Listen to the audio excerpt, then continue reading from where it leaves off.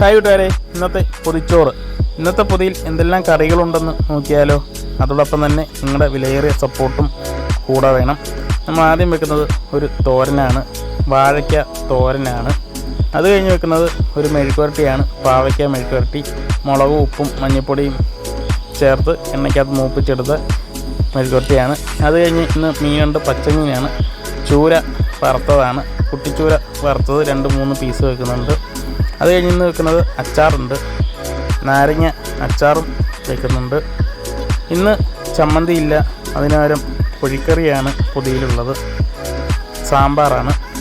ഇത്രയുമാണ് ഇന്നത്തെ പൊതിയിലുള്ള കറികൾ. ഈ പൊതി നിങ്ങൾക്ക് ഇഷ്ടമായി കാണുമെന്ന് വിചാരിക്കുന്നു. ഇഷ്ടമായാൽ തീർച്ചയായും നിങ്ങളുടെ സപ്പോർട്ട് കൂടെ വേണം. അപ്പോൾ നാളെയും പൊതിച്ചോറിൻ്റെ വീഡിയോയുമായി വരുന്നതാണ്. നാളെ കാണുന്നവരെ എല്ലാവർക്കും ഓക്കെ, ബൈ.